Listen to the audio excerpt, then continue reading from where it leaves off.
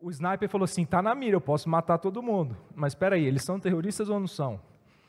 Não, mas espera aí, será que a gente tem que acabar com eles? Mas eles já viram a gente, eles estão vindo. Não, mas vamos liberar eles. Oh, mas se liberar, eles vão contar que a gente está aqui e vai comprometer a missão. O que a gente vai fazer? E aí fica aquela discussão, né? Aquele momento você fala assim, não, eu vim matar terrorista, eu não vim matar uma família de pastores afegãos. Mas espera aí, a gente vê na televisão todo dia que tem terrorista criança, tem terrorista mulher, eles não fazem essa distinção. Se eles também são terroristas, o que a gente vai fazer? E aí eles fizeram meio que uma reunião ali para decidir o que fazer e acabaram liberando aquela família. Depois de um tempo, os afegãos, que eram os terroristas, descobriram onde eles estavam e acabaram comprometendo a missão, e só um soldado não morreu. Ele conseguiu fugir e esse soldado ficou maluco, porque ele olhou para aquilo e falou assim, a gente devia ter matado aquela família, e porque eu não matei aquela família, eles acabaram contando que nós estávamos lá, e eu acabei trazendo o comprometimento da missão, e eu acabei matando mais de 10 companheiros meus, por causa dessa minha decisão errada, catastrófica, de ter liberado aquela família. Então a gente olha para essa história e fala assim, ele errou. Só que essa avaliação não é tão simples, porque se a gente olhar, a gente não sabe o que aconteceu. Aquela família pode ter sido torturada até a morte para falar o que eles sabiam. Eles não queriam falar. Aquela família pode ter sido mesmo terrorista, ou não. Então, quando a gente está fora da história, a gente não consegue avaliar muito bem. Então, por trás dessas decisões que nós tomamos, tem valores, tem doutrinas religiosas, tem doutrinas filosóficas, e elas que vão levar a gente a tomar essas decisões. E essa tomada de decisões não é tão simples. Então, por exemplo, se nós temos o compromisso de falar sempre a verdade, e aparece um assassino e procura e fala assim, cadê o seu melhor amigo Marcos, João? Estou procurando ele. Você sabe onde ele está? E eu sei onde ele está. Se eu falar, o assassino vai lá matar ele, mas eu tenho um compromisso com a verdade. Eu tenho que falar essa verdade para ele, mesmo sabendo que eu estou colocando a vida do Marcos em risco. Então, esses conflitos, quando nós estamos dentro deles, eles não são tão simples de resolver. Então, quando nós pensamos em algo ético, a nossa mente vai direto para o que a gente costuma ouvir, né? Conselho de Ética do Senado. A gente vê aquele monte de gente discutindo, Vossa Excelência não sei o quê, Vossa Excelência não sei o que lá. Você fala, nossa, eles estão discutindo ética nesse ambiente. Então, a nossa mente é levada por uma avaliação de juízo entre bem e mal, certo e errado, a um código, né? Geralmente, quando você vai para uma empresa, a pessoa te entrega um livro e fala, isso aqui é o nosso código de ética, você tem que saber isso aqui, viver isso aqui. Então, a nossa mente é levada a esse dicotomismo entre escolher entre duas opções para fazer a escolha certa. E no final aqui da nossa reflexão, eu espero ter explicado para vocês que a ética de Jesus não funciona a partir dessa aparente lógica de escolher entre uma coisa e outra. E aí, desde o princípio da humanidade, se nós voltarmos para olhar de onde vem esse conflito de escolher entre as coisas, a gente vai ver que o homem se preocupa com isso. Qual é o melhor jeito de viver? Como nós tomamos nossas decisões? O que eu devo fazer? Isso está certo, isso está errado. Ele agiu certo, agiu errado. É certo viver assim, é errado viver assim. Então, a gente precisa olhar para entender de onde isso veio. Fique tranquilo que eu não vou ficar aqui falando de correntes filosóficas e tal, porque não é esse o objeto do nosso estudo. Mas é importante que você saiba que a ética, enquanto um objeto de estudo da filosofia, ela se ocupa da avaliação desse conjunto de normas, que, em geral, não necessariamente são escritas, que orienta o comportamento da sociedade. Então, quando você vai olhar para saber se algo é ético ou não, você está falando, na verdade, de várias coisas juntos. Por exemplo, o Jonathan é do Peru. Lá, eles provavelmente têm práticas culturais que são diferentes das nossas. Então, muito provavelmente, eles podem ter alguma orientação ética em relação a alguma coisa diferente do Brasil, porque lá eles têm uma cultura diferente. Então, você precisa olhar aonde você está, a sociedade que você está vivendo, para entender essas normas, para ver como as pessoas vivem. Na prática, como essas pessoas tomam as decisões, vai criar a ideia de moral. Então, as pessoas tomam essas decisões baseadas no que elas acham que é certo e errado. Então, é importante a gente entender isso. Então, essa busca pela essa escolha de tomar decisões corretas levou o homem a tentar achar um critério para dizer assim, como que eu vou tomar as minhas decisões? E aí, se você olhar na história, não na história cristã, mas na história da humanidade, você vai ver várias opções. Para tomar uma decisão correta, a gente tem que pensar no nosso bem-estar. Se isso traz bem-estar para mim, é uma decisão correta. Não, ela tem que me trazer prazer. A gente não veio nessa terra para sofrer. Então, se as minhas decisões aumentam a quantidade de prazer na minha vida, então essa é uma decisão correta. Não, tem que trazer felicidade. Então, eu vim para essa terra para ser feliz. Então, todas as minhas decisões vão ser baseadas em coisas que acrescentam felicidade para a minha vida. Não, tem que trazer bem-estar social. Mesmo com dano próprio, eu tenho que tomar minha decisão pensando na sociedade. Então, essas são várias opções que os homens vão criando para tomar essas decisões. Nós não vamos estudar todas essas opções porque não precisa. Mas é bom que vocês saibam que isso é importante. A nossa sociedade ela é influenciada por essas ideias o tempo todo. Só para vocês terem uma ideia, quando Paulo estava em Atenas, ele se deparou com uns pensadores gregos que defendiam ideias contrárias a ele. Você vai ver lá no livro de Atos, enquanto Paulo os esperava em Atenas, o seu espírito se revoltava em face da idolatria dominante na cidade. Por isso dissertava na sinagoga entre judeus, os gentios, piedosos. Aí também na praça, todos os dias, entre os que se encontravam ali, alguns filósofos epicureus e históricos contendiam com ele, havendo quem perguntasse, o que quer dizer esse tagarela? Muito resumidamente, os epicureus, eles acreditavam mesmo que as decisões deveriam ser tomadas segundo o que traz prazer para nós. E os estoicos não, eles acreditavam que as decisões não podiam ser contaminadas por emoções, então a gente tinha que aceitar tudo o que vinha para nós. Então a gente não tinha que contestar. Se algo de ruim veio para você, você tem que viver isso. Se veio algo de bom, aproveite e viva assim. Então, só para vocês terem uma ideia, que essas filosofias, elas iam confrontando a filosofia cristã também. Então, não era incomum eles começarem a criar critérios para ajudar ou estabelecer caminhos para as pessoas tomarem decisão. Tá, mas de onde vem tudo isso? Eu não quero aqui explicar a história da filosofia, porque isso é muito chato até para quem gosta, na minha opinião. Mas a gente precisa olhar e entender de onde que isso vem. E se a gente olhar para o Éden, a gente vai ver lá que no princípio da criação de Deus, quando ele foi criar tudo, Deus explicou para o homem que o conhecimento do bem e do mal não era para ele. Então havia uma árvore, e essa árvore o homem não deveria comer, o fruto daquela árvore, do conhecimento do bem e do mal. Então, o homem não tinha que fazer a avaliação do que era certo e errado. Deus não deu isso para o homem. O que Deus deu foi um relacionamento com o Deus, que era quem entregava esse conhecimento de todas as coisas. Né? Só que, como vocês lembram da história, o homem preferiu fazer as suas próprias escolhas. Ele foi lá, comeu daquele fruto, e a partir dali, vem esse conhecimento do bem e do mal. Só um parêntese, quando a gente lê na palavra de Deus, ele se tornou como um de nós, conhecedor do bem e do mal, não quer dizer que naquele momento o homem se tornou um mini-Deus. Não é, mas é porque essa percepção do bem e do mal que antes era estranha ao homem, ou desnecessária, porque ela estava em Deus, agora ela fica separada. Então, antes, o homem se relacionava com a fonte de todas as coisas, que era Deus. Na viração do dia, Deus ia trazendo conhecimento para o homem e ele não precisava fazer essa avaliação de bem e do mal. Depois da queda, o que acontece?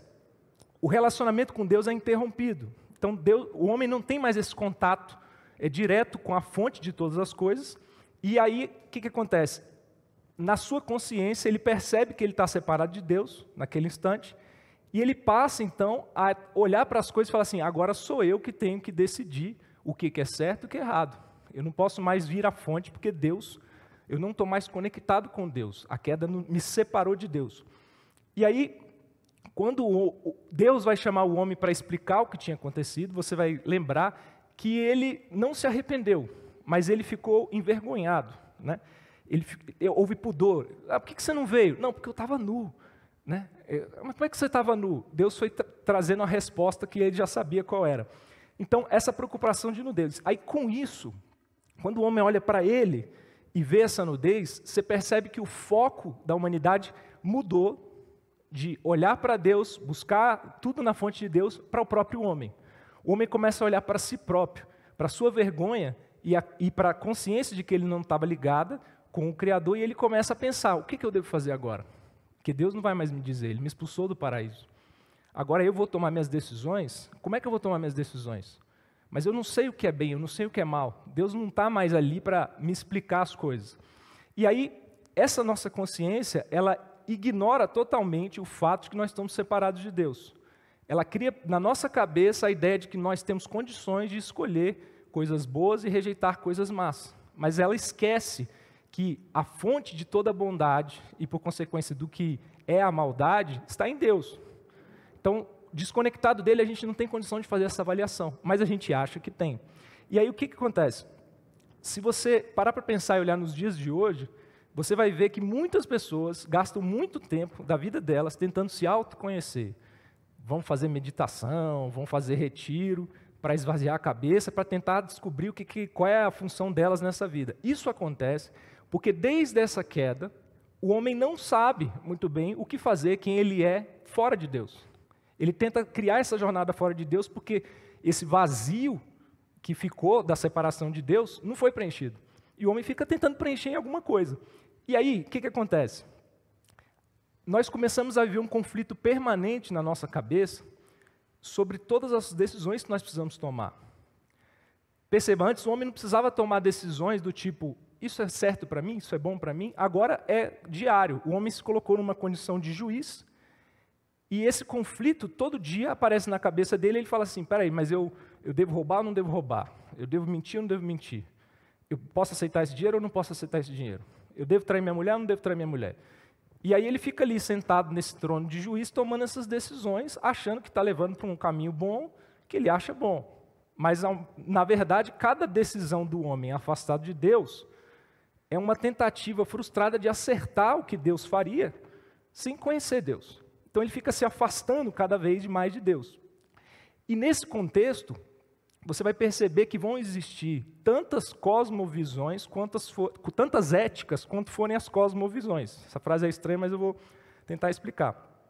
Cosmovisão é um nome bonito que se dá para a nossa visão de mundo. Então, por exemplo, um espírita, ele tem uma visão influenciada por aquilo que ele acredita sobre a morte que não é a mesma que um cristão tem. Então, essa cosmovisão vai orientar todas as nossas decisões, tudo que a gente faz.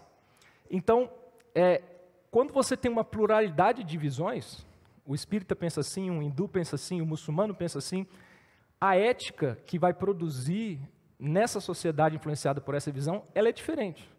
Então, por exemplo, uma ética que admite que um homem é superior que uma mulher e pode bater numa mulher, ela não vai conversar com uma ética que admite que os seres humanos são iguais perante Deus e mulher e homem é a mesma coisa. Então vão nascer várias éticas. O problema disso é que elas não vão conseguir conviver. Uma pessoa que é politeísta, ou seja, ela acredita em vários deuses, se ela for coerente com aquilo que ela acredita, ela vai viver num conflito ético permanente. Porque é muito provável que um Deus ache que uma coisa é certa e o outro acha que é errado. E aí, que decisão que você vai tomar? Acaba que ele traz para si essa decisão. Então, nesse contexto, a religião ela vai nascer como uma resposta humana nessa tentativa de encontrar Deus em algum lugar. Então, você escolhe o seu sobrenatural, porque o homem pensa assim, ele olha e fala assim, não, existe algo maior, não sei o que é, mas eu preciso desse negócio maior para me ajudar aqui a tomar minhas decisões. Deus escolhe o homem escolhe o seu sobrenatural. O meu é o ídolozinho que eu tenho lá em casa e as regras dele são essas. Eu faço essas coisas para ele, ele me entrega essas coisas e ele me ajuda a tomar minhas decisões. E aí o homem cria uma religião que é um caminho, uma escada rolante assim na direção de Deus, mas que nunca chega nele, porque ela é uma construção humana. E provavelmente você conhece alguém, você tem algum amigo que pega pedaços de todas essas cosmovisões de religiões e cria uma coisa que ele acredita. Normalmente essa pessoa não percebe quão contraditório é o que ela acredita. É aquele cara que se diz cristão, mas ele gosta de participar de cerimônias de religiões africanas, ou ele diz que é crente, mas ele acha que ele pode também consultar os signos para orientar a sua vida. Então, ele começa a viver uma salada de coisas, porque na verdade mesmo, o que ele está vivendo é ele mesmo. Ele está escolhendo o que ele quer para tomar as decisões dele, porque longe de Deus ele não consegue tomar as decisões que se alinham com a vontade de Deus. E aí, resumindo, o homem começou a viver na seguinte perspectiva, o que funciona para mim, eu aceito. Eu não posso criticar a visão das outras pessoas.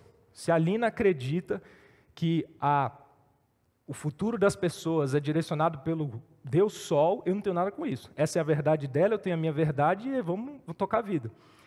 E aí, o que eu tenho, na verdade, e você vai ver que isso está muito forte hoje, o que eu tenho, na verdade, é que ter tolerância, um amor tolerante que considera tudo como correto. Mesmo que eu sei que o Nilo acredita é totalmente contrário à palavra de Deus, mas é a verdade dele. Ele tem todo o direito de viver a verdade dele, eu vivo a minha verdade e a gente vai tocando a vida. Só que, por mais bonito que isso possa parecer, isso é uma fantasia. Não tem como produzir uma ética ou uns valores que vão levar a sociedade para um lugar se cada um acredita numa coisa. E cada um acha que uma coisa é boa, cada um acha que está fazendo a coisa certa. Então, a origem de todo esse problema ético que a gente vai viver é essa separação entre Deus e o homem. Mas aí você fala assim, então a gente está lascado, né? Porque o que aconteceu? Como é que a gente vai resolver esse problema? Continuando lendo lá no Gênesis, você vai ver que depois que aconteceu a queda, Deus falou assim, a Bíblia fala assim, fez o Senhor Deus vestimenta de peles para Adão e sua mulher os vestiu.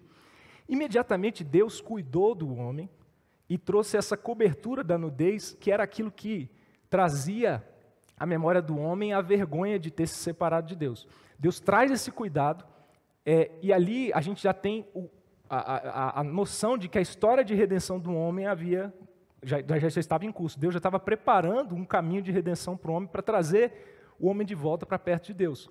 Porque quando Deus expulsa o homem do paraíso, Ele manda colocar anjos para guardar a árvore do conhecimento da vida, para dizer para o homem assim, olha, sozinho você não vai se redimir, você agora morre, você agora está sozinho. Esse caminho que você cortou com o pecado, você não pode atravessar, a não ser que eu queira.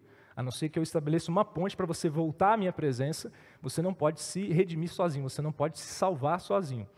E aí, quando a gente vai analisar as atitudes das pessoas, não faz sentido a gente, por exemplo, avaliar se o Jonathan agiu bem ou mal, se a gente não tiver um paradigma. O que é isso? Quando você vai analisar se a atitude dele foi correta ou errada, você tem que pegar a base em que você está tomando essa decisão. Por exemplo, eu sou advogado. Se uma pessoa agiu ilegalmente, você tem que olhar a lei. Então, apesar de que no nosso país hoje em dia não é muito bom esse exemplo, né? Mas no mundo ideal seria assim, tem a lei, e você vai olhar e falar assim, o Marcos ele agiu de maneira ilegal, porque a lei manda ele fazer isso, mas ele não fez isso. Então, com base na lei, você consegue ver se a atitude do Marcos foi certa ou errada. É um padrão a ser seguido. O problema disso é que assim, as leis são fáceis de entender. Ela tem um enunciado, ela tutela um valor e ela tem uma combinação. Por exemplo, matar alguém. É fácil entender o que é matar alguém. Aí tem lá, matar alguém, pena de 6 a 20 anos de reclusão. Então, se o Marcos pegou a arma e matou alguém, a lei funcionou, o Marcos contrariou essa lei, ele vai sofrer aquela pena. O problema é que nem sempre um código de ética é entregado nas suas mãos, você é entregue nas suas mãos. Você não chega aqui para viver a vida cristã e alguém te pega um livro e fala assim, ó, isso aqui, você vai viver essas leis aqui, o que não tiver aqui você faz o que você quiser, mas vivendo isso aqui está tudo certo. Não é tão simples assim. Mas a gente vive a nossa vida como se fosse assim. E até com as leis é um pouco difícil, porque assim, no nosso país, por exemplo, tem lei que não pega. Até pouco tempo atrás, ninguém usava cinto de segurança. Existia a lei, existia a multa, mas ninguém usava. Era aquela lei que não pegava. Depois foi feita uma campanha e tal, o pessoal começou a usar. Por exemplo, tem uma lei em São Paulo, aquelas leis que ninguém sabe que existe, né? Que obriga a ter café sem açúcar nos estabelecimentos. Eu acho uma ótima lei. Mas o fato é que assim, tá, e se eu botar um café com açúcar lá? Deve ter uma pena, mas quem vai ficar em cada lugar vendo se tem café com açúcar ou sem açúcar? O outro problema, quando nós transgredimos a lei e nada acontece, isso significa que a lei não existe? Não. Por exemplo, você não faz isso, mas você vê a placa de 60 e fala assim, eu vou andar 80. Aí você olha para o lado, para o outro, não tem pardal, não tem policial. Você andou 80 durante 30 quilômetros numa pista de 60. Você transgrediu aquela norma, mas não aconteceu nada. E aí você toca a vida. Então, assim, naquele momento, aquela lei para você não fez diferença. Você fala assim, não, então, existir uma lei ou não existir uma lei não é tão necessário assim. Mas esse paradigma, para a gente avaliar a ética, ele é extremamente relevante. Porque se nós não tivermos um lugar para olhar como a gente vai avaliar as condutas e as decisões das pessoas, o mundo vira um caos. Se o Cláudio acha que ele pode andar nu por aí, e eu acho que não pode, quando a gente se topar ali na frente vai ter problema. Se o Marcos acha que ele pode fazer barulho depois das 10, 11, meia-noite, madrugada adentro, e o vizinho dele não concorda com isso, vai ter problema. Se cada um tiver uma regra, o caos está instaurado. Então precisa ter um paradigma, né? E aí a gente vai olhar para um paradigma que foi criado na palavra de Deus, como a lei de Deus, os 10 mandamentos. Os 10 mandamentos são tão importantes para a construção dessa avaliação ética, que ele é usado até por religiões que não são cristãs como uma fonte de avaliação de condutas. Só que uma coisa curiosa é que, quando a gente vai olhar para os 10 mandamentos, a gente vai olhar que, se a gente pensar num conjunto de leis, a gente esperava os 10 mandamentos, já vinham assim, né? Não faz isso, faz isso, não faz isso, faz isso, não faz isso. Cumpram. Só que, curiosamente, se você ler os 10 mandamentos, quando vai começar no preâmbulo dos 10 mandamentos, ele não começa já com uma lei. Começa assim: então falou Deus todas essas palavras. Eu sou o Senhor teu Deus, que tirei da terra do Egito, da casa da servidão. Depois começam os 10 mandamentos. Então, ali, Deus está mostrando a identidade dele e os feitos dele, trazendo à memória do povo isso antes de anunciar os seus 10 mandamentos. Por que isso é importante? Porque você vai perceber que Deus estava trazendo ao homem, à mente e ao coração dele, quem ele era e o que ele fez antes de anunciar as suas leis.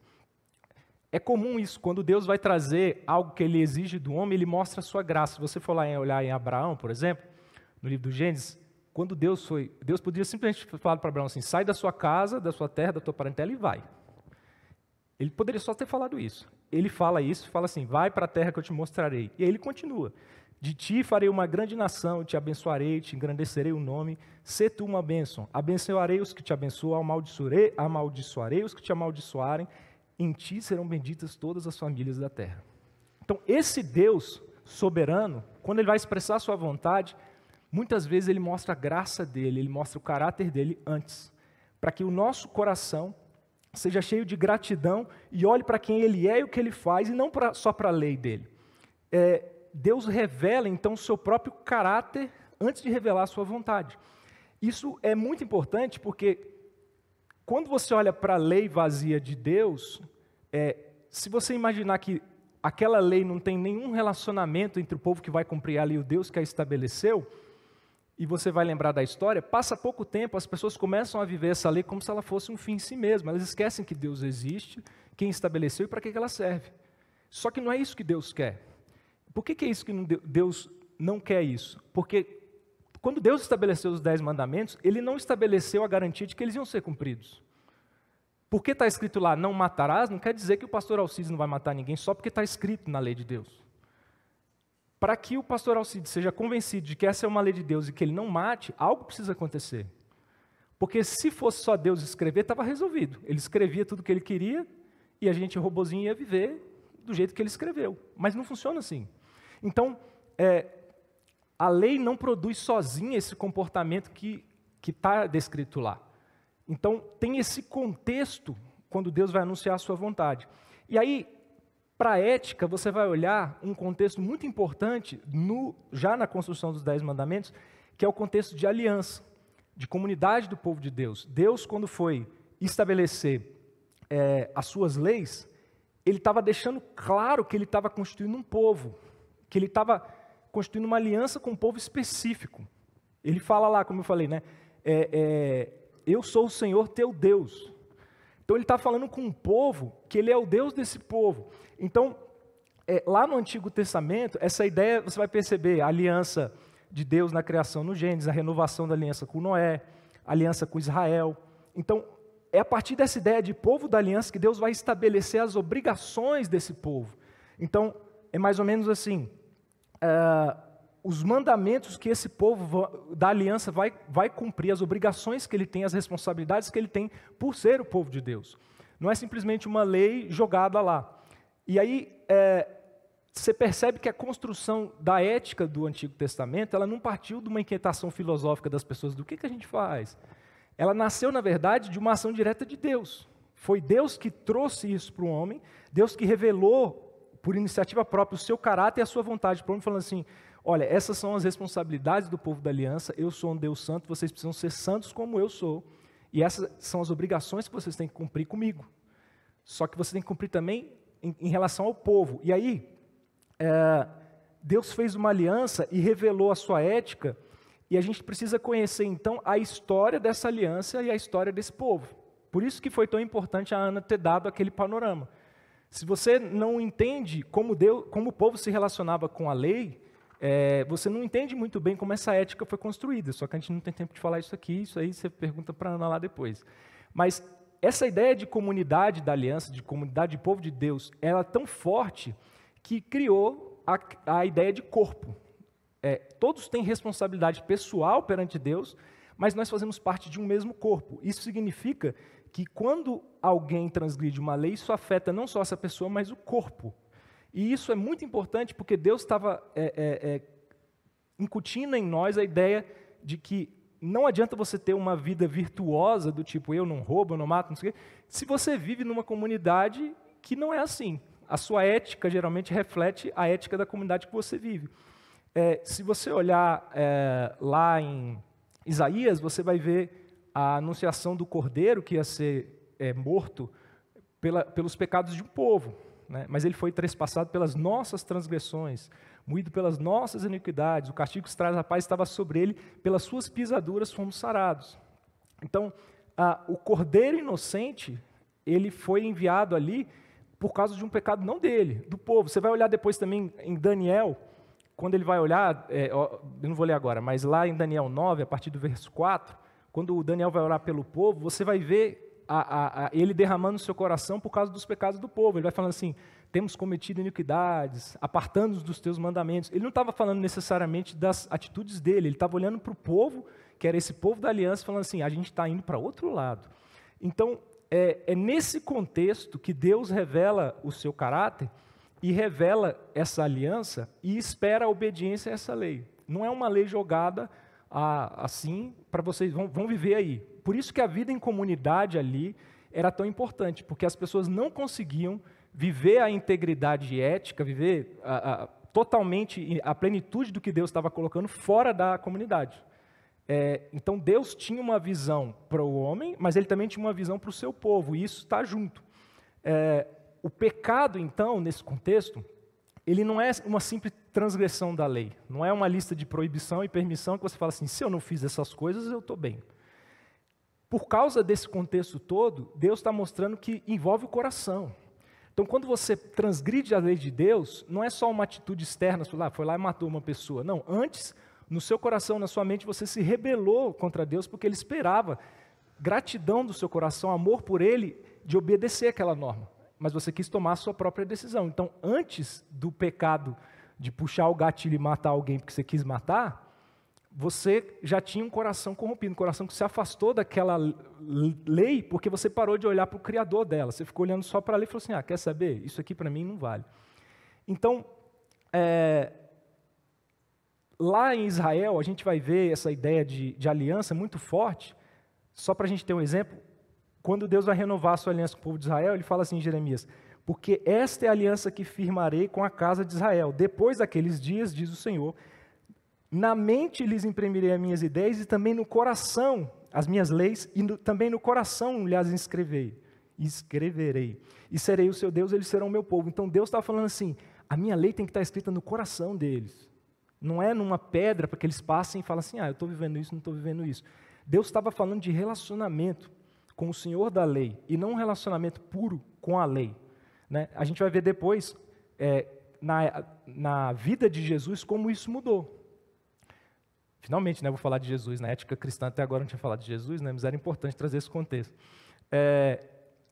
Como Jesus conversava com os líderes religiosos daquela época, como ele se indignava, revela como o homem se afastou dessa ideia de cumprimento da lei. Porque a lei virou um fim em si mesmo, as pessoas começaram a viver pela lei. E Jesus olhava e falava assim, essa virtuosidade que vocês estão falando de eu não faço isso, não vale nada porque o seu coração está afastado de Deus, você não tem uma vida em Deus. Isso que você está fazendo é hipócrita. Você tem uma aparência de piedade, mas na verdade você é impiedoso. Você rouba, você mata, mas você finge que está vivendo uma santidade aparente porque você está cumprindo uma lei. E aí, Jesus colocou em evidência que essa observância da lei, sem a transformação do caráter, ela é vazia de significado.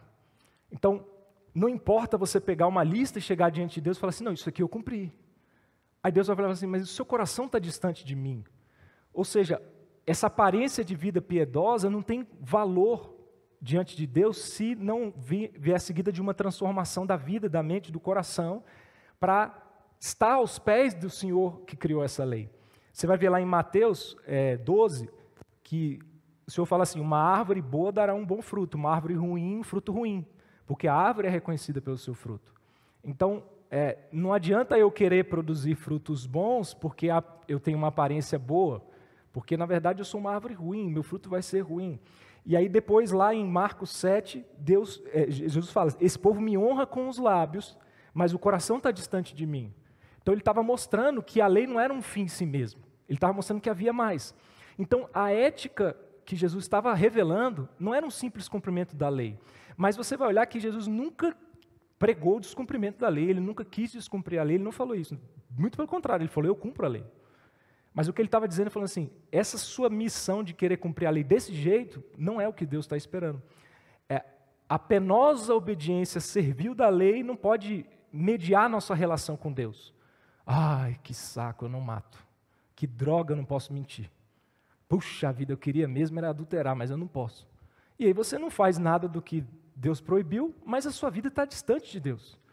E essa relação não aproxima você de Deus. Na verdade, ela coloca você em conflito permanente com a lei só. Você vai fazer uma coisa e fala, não pode. E essa é a ideia que muitas pessoas têm do cristianismo, né, da nossa vida cristã. O cristão são as pessoas que não podem beber, são as pessoas que não podem fazer sexo antes do casamento, são as pessoas que não podem, porque muitas pessoas vivem mesmo desse jeito. É pesado, é um conjunto de normas que a gente, se pudesse, se a gente fosse consultado, a gente teria feito de outro jeito. Deus, esse negócio aí de não adulterar, se o Senhor tivesse me consultado, eu teria mexido um pouquinho, que isso para mim é difícil. Então, não é isso que Deus está esperando de nós. Jesus está revelando isso. E aí Jesus se apresenta, então, como um único caminho para um relacionamento com Deus, com o Senhor da lei, que pode trazer o homem de volta para Deus. Você vai lembrar lá que a gente começou falando dessa separação entre Deus e o homem. Então, Jesus está propondo uma ética que surge como uma resposta de amor a esse Deus que está no mesmo lugar que sempre esteve. Ele está ali. A gente é que se afastou dele por causa do pecado. Jesus está falando assim, eu sou o caminho para vocês, de novo, terem contato, terem ligação com esse Deus da lei. Para vocês não ficarem aqui achando que, cumprindo isso, vocês vão se aproximar dele, porque não vão. E aí, esse conflito que existia, lembra que eu falei de um conflito que existe na nossa cabeça entre fazer, não fazer, ser, não ser? Esse conflito ele não deixou de existir. Ele existiu ali na época de Jesus e existe hoje. Ele não foi alterado pela presença de Jesus nessa terra. Mas, se a gente olhar, todas as vezes que os fariseus tentaram colocar Jesus dentro desse conflito, ele não entrou. Era muito comum Jesus ser confrontado, falando assim, Jesus, a gente viu os seus discípulos lá, entraram numa plantação lá, pegaram uns milho e foram comer no sábado. No sábado não pode fazer isso não. Jesus, os seus discípulos foram comer e não lavaram as mãos. As leis cerimoniais falam que não pode comer com a mão impura. E aí, se você lê as respostas de Jesus, às vezes parece que Jesus está respondendo outra coisa. Não parece? Porque eles vêm e falam assim, Jesus, e aí, é isso? Aí Jesus vem com uma parábola. Na verdade vos digo. Aí ele responde outra coisa. Aí às vezes a gente olha e fala assim, mas Jesus, por que Jesus está respondendo? Parece que ele está respondendo outra questão. Por quê? Porque Jesus não se deixa levar para entrar nos nossos conflitos humanos, porque ele não está limitado a essa coisa que nós criamos na cabeça de escolhas humanas. Ele é o próprio Deus, então ele tem nele a vontade de Deus. Então para ele não importa se você vai roubar ou não roubar, importa que você cumpra a vontade de Deus. Então Jesus não responde casuisticamente aquelas coisinhas. Ele sempre vai apontar para a vontade de Deus. Sempre vai apontar para a vontade de Deus. Então, ele nunca esteve nesse conflito, ele sempre está acima desse conflito que nós criamos. Essas opções são humanas, do tipo, Jesus, e a gente faz muito isso no dia de hoje. A gente cria uma situação, a gente cria um problema, e aí a gente fica pensando assim, não, agora eu tenho que decidir. Ou eu vou ter que aceitar aquela propina, ou eu vou perder minha casa e minha família vai morar na rua. Jesus, e aí, o que eu faço? No fundo, você já sabe a resposta. Mas aí você quer jogar Jesus dentro daquele conflito para ele dizer assim, realmente você tem uma família muito grande, é melhor você aceitar aquela propina. O nosso coração corrupto espera que Jesus tenha esse tipo de relação com o nosso conflito, mas ele não vai fazer isso. Ele vai mostrar a vontade de Deus. Então, esse tipo de conflito que existiu lá não existe em Jesus. Porque em Jesus, ele não está vinculado a uma escolha a outra, ele está vinculado só à vontade de Deus. Somente a vontade de Deus importa, cumprir a vontade de Deus importa. Lembra lá, na queda, o natural é que a gente se tornasse juiz das nossas decisões. Vamos fazer isso, não vamos fazer. Mas esse estado de desunião com Deus, ele nos impede de escolher a vontade de Deus. A gente fica tentando chutar a vontade de Deus longe dele. Só que em Jesus isso tudo é diferente, porque a gente abandona, por ele ser o caminho e a verdade e a vida, para que nós voltássemos ao Pai, a gente abandona essa necessidade de escolher entre o que é bem e o que é mal, saber o que é isso. Você não precisa tomar essa decisão. Você só precisa buscar a vontade de Deus em Jesus. Você não precisa falar assim, nossa, mas essa decisão é muito melhor eu fazer isso. Não. Você busca a vontade de Deus. E a vontade de Deus, revelada na palavra de Deus, vai te orientar a tomar uma decisão que Deus quer que você tome. Por isso que quando a gente vai olhar, Paulo fala assim, eu não procuro mais saber mais nada, eu só procuro saber a Cristo. Então, em vez da gente procurar saber se a gente deve agir dessa ou dessa maneira, a gente procura saber Jesus, conhecer Jesus e a sua palavra. Porque ela vai nos levar à vontade de Deus. O problema é que a gente está tentando chegar na vontade de Deus sem passar por Jesus. Porque Jesus, ele é 100% homem, mas ele é 100% Deus. Ele é santo, ele exige santidade, ele exige uma relação com ele, com a palavra dele, muito séria. E a gente não quer isso. A gente quer contornar para chegar na vontade de Deus. Jesus está falando assim, eu não vou entrar nesse conflito, a vontade de Deus é aqui, é em mim. Então, esse julgamento de correto e errado, a gente só consegue fazer da maneira adequada em Jesus. Porque Ele é que vai trazer para nós a orientação, a direção, e o Espírito Santo de Deus agindo em nós vai fazer a gente escolher a vontade de Deus e não um caminho que nos leva para longe da vontade de Deus. E aí, você vai olhar para a história, você vai ver que toda a ação humana de tentar escolher entre bem e mal, certo e errado, sempre fracassou. Os modelos criados pelos homens sempre fracassaram. Eles não conseguem fazer isso porque é uma tentativa inútil. Você tentar acertar a vontade de Deus baseado nas coisas que você acredita, nas coisas que você quer. Muita gente vive assim. É engraçado, as pessoas elas olham e falam assim, não, se está dando tudo certo é porque é de Deus. Se está dando errado é porque Deus não quer. Que lógica é essa? Uma pessoa que vai roubar, por exemplo, se ela entra numa casa, ninguém viu, não tinha câmera, o portão estava aberto. Eu estava precisando de 100 mil reais, tinha 100 mil reais no cofre, que estava destrancado. Peguei, não tinha cachorro, fui embora, é de Deus demais. Tudo que eu precisava aconteceu, não aconteceu nada de errado. Aí você olha e fala assim, não, mas eu por exemplo, vou não mentir no meu trabalho. No primeiro dia, seu chefe fala assim para você, se ligar e fala que eu não estou. Aí você está olhando para ele, aí liga o telefone e fala assim, ele está aqui na minha frente, mas ele falou para falar que ele não está. Mandado embora, primeiro dia de trabalho, mas nem receber salário. Não, está dando errado, isso não pode ser de Deus. Eu não posso viver esse peso, ninguém faz isso, ninguém vive assim. Então a gente cria essa lógica na nossa cabeça e tenta ficar acertando a vontade de Deus, mas afastado de Deus isso é impossível. E aí, a gente vai perceber que muitas pessoas constroem uma virtude particular, do tipo, eu não roubo, eu não cometo adultério, eu pratico bem. Mas isso não é o significado do cumprimento da vontade de Deus. Porque o nosso coração é corrompido. Somente a reconciliação com Deus traz para nós a condição de fazer escolhas certas, escolher a vontade de Deus. E só há um lugar onde o homem e Deus estão reconciliados, em Jesus. Não existe outro lugar onde o homem está reconciliado com Deus, só em Jesus. Por isso Jesus fala, ele não fala assim, eu sou um caminho, eu sou uma verdade, ele fala, eu sou o caminho, eu sou a verdade. Não existe outro caminho e não existe outra verdade se você quiser chegar de volta a Deus que você se separou lá na queda. Mas as pessoas preferem olhar com tolerância, um amor tolerante e falar assim, não, todos os caminhos levam a Deus, aquela é a verdade dele. Mas na verdade isso é uma mentira. Na verdade isso é uma mentira. Só em Jesus é que nós estamos reconciliados e unidos novamente com Deus. Não existe outro lugar que isso pode acontecer. E é o Espírito Santo em nós que vai nos habilitar a escolher e praticar a vontade de Deus. A lei não produz esse comportamento ético em nós. Por exemplo, você olha lá nos mandamentos, não adulterarás. Se você olhar os 10 mandamentos e ver esse mandamento lá, não adulterarás, você pode imaginar então que o padrão de um casamento correto para Deus é um casamento que não tem adultério. Aí você pensa assim, então, para eu agradar a Deus, eu vou viver um casamento que evita o adultério. Mas é muito possível você conhecer uma pessoa que não trai a mulher, só que trata ela mal, mente para ela, bate nela, mas ele não trai ela.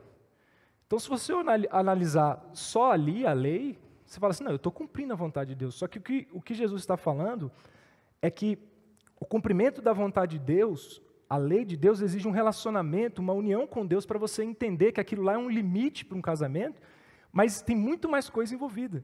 Então, o que vai me habilitar a ser um marido e ter um casamento aprovado por Deus é a ação do Espírito Santo em mim, e isso eu só vou conseguir me relacionando com Jesus. Então, a lei, por si só, ela não gera o comportamento em nós. Ela não produz esse relacionamento em nós, só porque ela existe. É como eu estava falando, a lei, o fato de Deus ter escrito na lei dele, não adulterarás, não faz com que as pessoas não adulterem. Não é porque ele escreveu que as pessoas vivem. Não funciona assim. Então você precisa se relacionar com a lei, mas sem esquecer que tem o Deus que criou essa lei. E Jesus está falando assim, eu conheço a vontade dele. Cumprir a vontade dele é o meu alimento. Então vocês têm que vir a mim para vocês cumprir a vontade dele. Você quer ser um bom marido? Não é olhando e falando, não adulterarás de longe e viver do jeito que você quiser. Não, você precisa se relacionar com Deus que criou esse mandamento. E aí, a ética, nesse sentido, ela vai ser as implicações práticas desse relacionamento com Jesus, desse relacionamento com Deus, que foi proporcionado por Jesus e é guiado pelo Espírito Santo. A gente precisa conhecer e entender a palavra de Deus para viver a vontade dele. A gente não pode tentar ficar acertando a vontade de Deus nas nossas decisões que a gente acha que são as melhores. Por exemplo, quando a gente acha que uma coisa deve ser, a gente deve dar valor a ela, a gente cerca a nossa mente de algumas decisões. Então, por exemplo, se você gosta de moto como eu, moto não é só um meio de transporte. Então, não pode ser qualquer moto, né? Porque se fosse só ter moto, você podia ter, não é qualquer moto. E aí tu fala assim, mas você já tem um carro. Eu falei, não, mas não é meio de transporte, porque na verdade é lazer, é misturado, é desestresse. Então você cria lá a sua ética da moto, suas leis da moto, para você explicar por que você tem uma moto e um carro, e você só anda de vez em quando na moto, né? Você deu valor para aquilo e vai permeando aquilo na sua vida. A gente faz isso com todas as coisas. Só que a gente, quando vai tomar algumas decisões, a gente esquece que nosso coração corrupto não tem nada a ver com moto é de Deus. Mas quando você vai tomar as decisões, a gente esquece que o nosso coração é corrupto e que nós, quando vamos atribuir valor às coisas, a gente atribui segundo o nosso critério, não o critério de Deus.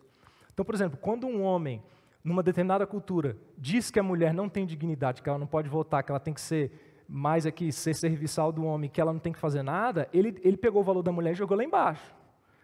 Foi ele que atribuiu. Só que a gente esquece que o Criador de todas as coisas foi quem atribuiu o valor às coisas. Então, um aspecto prático, uma discussão sobre aborto. Qual é a discussão que vem? A discussão que vem é a seguinte: a gente deve pensar no que acha a mãe, porque afinal de contas está dentro dela, foi ela que está gerando. Não, a gente tem que ouvir o pai, porque ele também criou essa criança aí. Não, a gente tem que ouvir os médicos, porque os médicos vão dizer o bem-estar da mãe. Não, a gente tem que pensar na política social. Já tem gente demais, essa criança vai nascer, vai passar fome, quem vai cuidar dessa criança? Cada um pega um valor e vai tentando tomar uma decisão do feto que não pode levantar a mão e dizer o que ele acha. Só que, se a gente parar para pensar, Deus já atribuiu valor a isso. Ele já falou, essa vida é importante e ninguém toca. Se você acabar com essa vida, você está cometendo um assassinato. Eu dei valor ao bebê que está ali. Não são vocês. Não importa o que vocês digam, porque a vontade de Deus ela não é condicionada ao que a gente acha melhor. Então, a vontade de Deus para um bebê no ventre é que ele nasça. Porque ele fala lá, eu criei isso, eu te formei antes mesmo de você estar aí no ventre da sua mãe. E a gente vê vários textos nesse sentido. Então essa discussão sai do que é melhor para o que Deus quer, para o que Deus acha. Então, o problema nosso com essa vontade de Deus é que a gente quer tomar uma decisão e às vezes a vontade de Deus não é o que a gente quer. E esse é um grande problema. Muitas pessoas querem viver com fundamento na ética de Jesus, mas sem Jesus. Isso é muito comum. As pessoas pegarem, porque se você tirar o que Jesus ensinou e tentar viver isso, é ótimo. Só que viver essa ética de Jesus sem Jesus não dá certo, não funciona. Veja uma coisa, Jesus vai falar muito do amor, e isso vai conduzir a ética de Jesus. Todas as vezes que as pessoas vão falar da lei, ele vai falar que a lei é resumida no amor. Isso é usado por muitas pessoas que não são cristãs para fazer o que elas quiserem. Tem uma música secular que fala: nós consideramos justa toda forma de amor.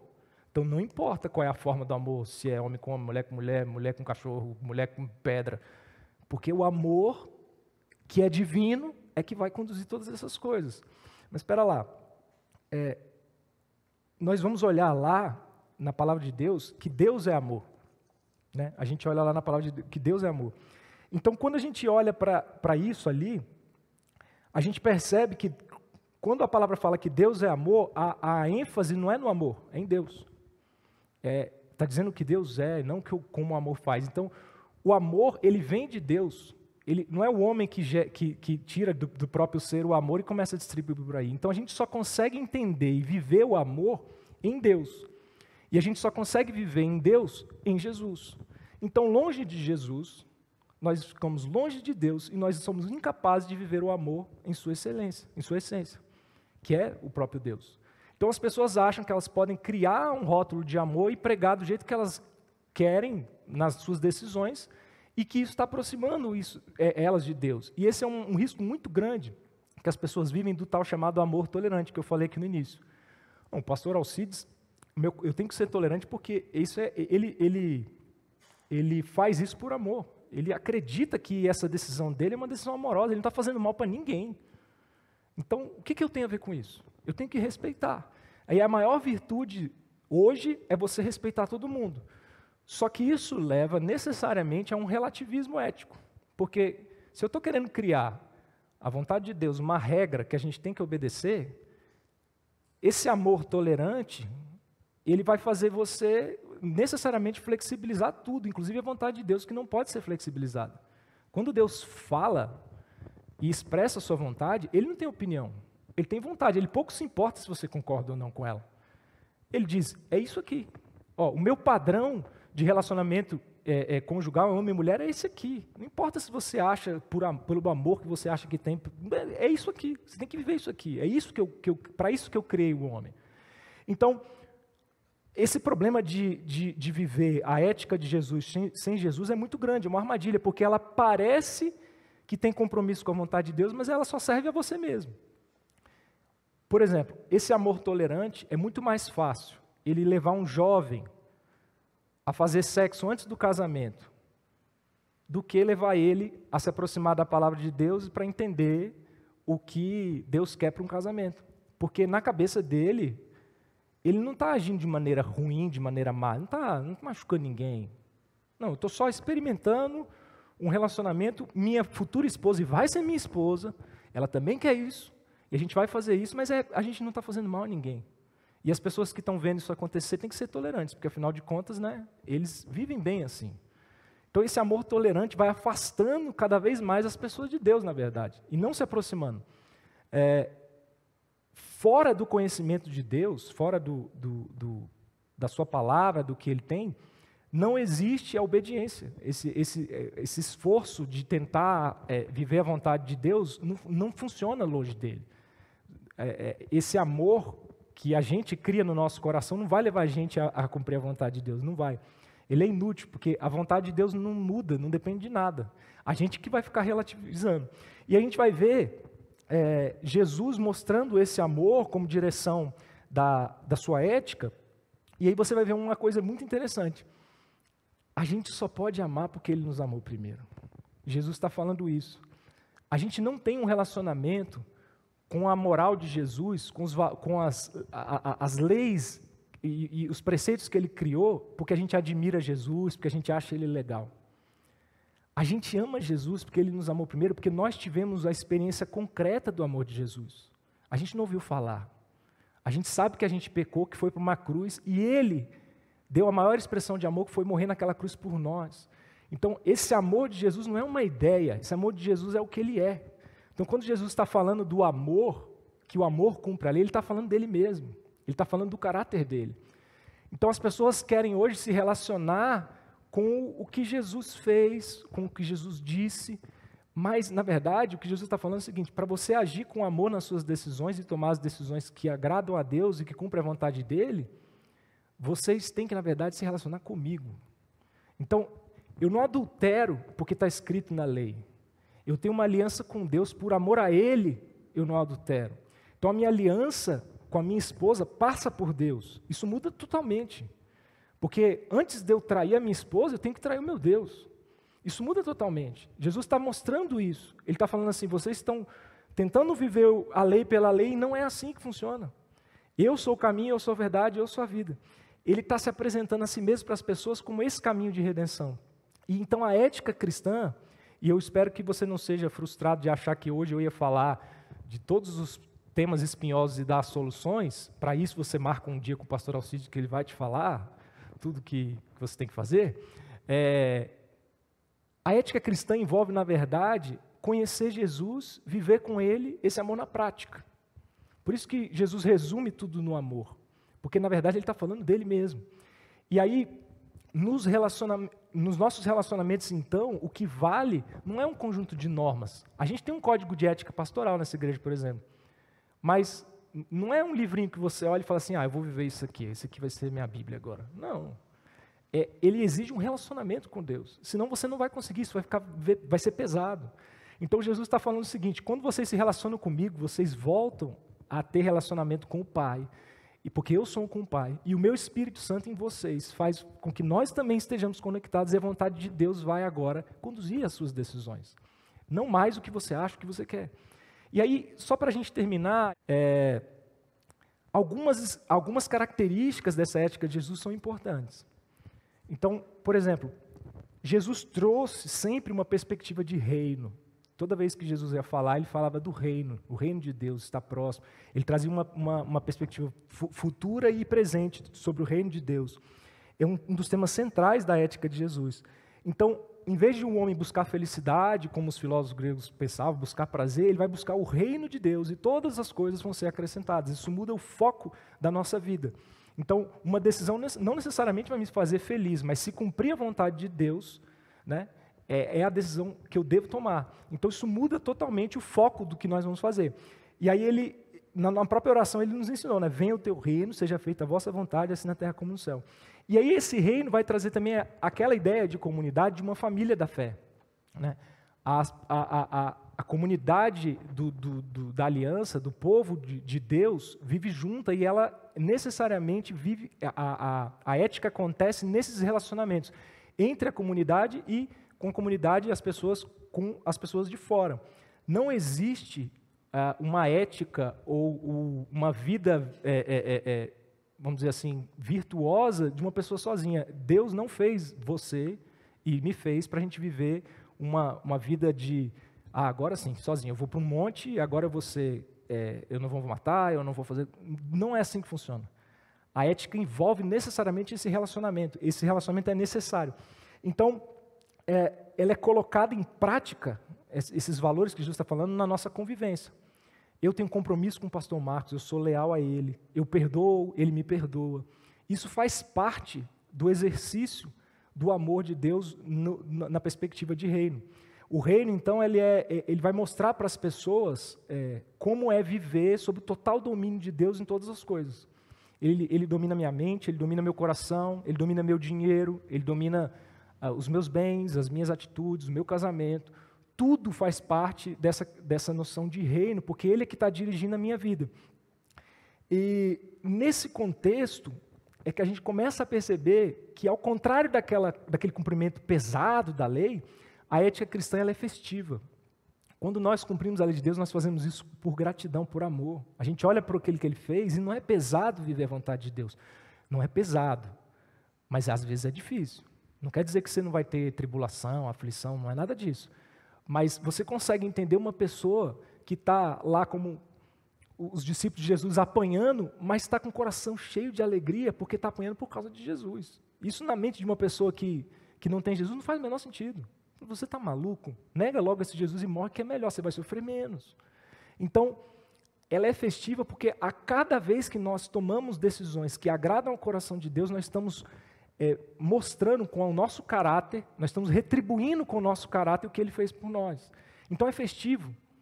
Eu não tenho o peso de falar assim, meu Deus, eu preciso tomar um café com a Marília hoje, saco. Todas as vezes que a gente vai tomar um café, comer um pastel, meu coração se enche de alegria. Não é pelo pastel, não é pelo café é um pouquinho, mas é por estar com ela. Então, cumprir, se isso fosse uma regra lá de casa, vamos supor, todo dia a gente tem que tomar café, seria uma boa regra. É festivo, porque eu quero estar ali. Então, o cumprimento das obrigações do povo da aliança, na construção do reino é festivo, ele não é pesado. Então, isso vai levar a gente para uma perspectiva que não é só individual. Jesus não criou a perspectiva de reino para criar uma casta de pessoas que iam viver, a gente põe um muro ali, daqui para cá, quando a gente vai para o Nova Unção, a gente até tem um pouquinho disso, né? A gente fica lá, só adorando a Deus, naquele dia, só com os irmãos, é muito bom. Só que aquilo dura 3, 4 dias. A gente precisa descer o monte e viver aquilo. Então, Jesus sabe disso, e Ele sabe que nós precisamos nos envolver nos relacionamentos com outras pessoas para levar o Evangelho, para levar a imagem perfeita da humanidade que está em Jesus. Porque senão as pessoas, a gente reclama que as pessoas não tomam decisões corretas. Mas é engraçado, às vezes a gente espera uma ética cristã de uma pessoa que não tem nada com Jesus. Mas aquele cara, mas ele fez só o que o coração dele mandou ele fazer, é o que a gente fazia quando a gente não estava com Jesus. Então a gente não tem a missão de ficar apontando para as pessoas, está errado, não faz isso. Isso é o cara chato, o cara que quer ser o moralista, a gente não faz isso. Só que ao mesmo tempo a gente tem uma missão de levar essa imagem perfeita da humanidade que está em Jesus, esse amor verdadeiro, para mostrar como é viver isso na prática para o mundo. Porque a gente está nesse mundo, a gente não está aqui para ficar olhando as coisas acontecerem e esperar o trem do paraíso. Se você não tivesse que fazer mais nada quando você conheceu Jesus, no dia que você entregou sua vida para Ele, você morria, você ia para a glória, não precisava fazer mais nada. O pastor Marcos uma vez compartilhou, né? Ele falou que estava muito cansado, Deus falou assim, eu vou recolher então. Não, peraí, deixa eu pensar melhor. Tem muito mais o que fazer. Então, essa missão de mostrar a ética de Jesus para o mundo é nossa. A igreja, ela tem essa missão ética. Você vai olhar, não sei se você sabia, mas o Ministério ON tem uma confissão de fé. Não são aqueles valores, aqueles são os nossos valores. Mas nós temos uma confissão de fé. Não faz cara de surpresa, porque ela existe desde o dia que essa igreja foi fundada. Eu espero que você tenha lido. Se você não leu, vai no site da igreja hoje que está lá. Mas lá vai dizer o que nós somos, o que nós não somos, o que nós cremos e o que nós não cremos. E lá está escrito assim, nós não somos fundamentalistas, não nos segregamos cultural e socialmente, antes nos distinguimos espiritualmente e abraçamos como ministério a oportunidade de sermos agentes de Deus na transformação da sociedade na qual Deus nos inseriu. Então, assim, a gente não é uma seita que vai se excluir da sociedade, mas a gente tem essa missão. E lá também diz, não somos moralistas, nós não pretendemos dizer como as pessoas devem viver suas vidas, mas pregamos o Evangelho para que as pessoas se tornem novas criaturas em Cristo. Às vezes você prega o Evangelho para uma pessoa e você fica agoniado que ela não está entendendo que longe de Jesus ela não vai conseguir fazer o que ela está querendo fazer. Eu tenho essa experiência, tenho tentado falar isso com familiares meus, para falar assim, olha, a sua única opção é Jesus, não tem como. Essa vida que você está tentando levar longe dele, você não vai conseguir viver. Pode até parecer por um tempo que está dando certo, mas vai dar errado, não tem como dar certo. Então a gente tem essa missão de pregar o Evangelho. Então, no fim das contas, e eu estou terminando, aquela busca daqueles filósofos para preencher aquele vazio que eles queriam preencher com prazer, como tomar a decisão correta, no fim das contas, ela tinha razão de ser porque ela existe. Esse vazio foi criado com a queda. Mas somente em Jesus é possível que a gente feche esse vazio, que a gente tampe isso para poder viver uma vida ética de excelência. E porque a gente não pode esquecer que enquanto nós estamos afastados de Deus, nós não temos reconciliação com Ele, nós não temos paz com Ele. Nós estamos em conflito permanente com a vontade dEle. O nosso coração sempre vai se afastar da vontade de Deus. Não é natural que a gente busque a vontade de Deus. Por isso que eu quero terminar lendo Romanos 5, que diz assim, 5:1. Justificados, pois, mediante a fé, temos paz com Deus por meio de nosso Senhor Jesus Cristo, por intermédio de quem obtivemos igualmente acesso pela fé a esta graça, na qual estamos firmes e gloriamos na presença da glória de Deus. Nós temos paz com Deus em Jesus. O que Jesus estava dizendo, tudo que ele estava pregando e dizendo para as pessoas viverem, só faz sentido quando nós temos um relacionamento e uma vida com Ele. Então, se eu pudesse deixar de toda essa tagarelice que eu falei hoje de manhã, algo para você se lembrar, não tente viver a ética e o amor de Jesus sem esse Jesus da ética. Isso não dá certo. Amém? Amém. Glória a Deus.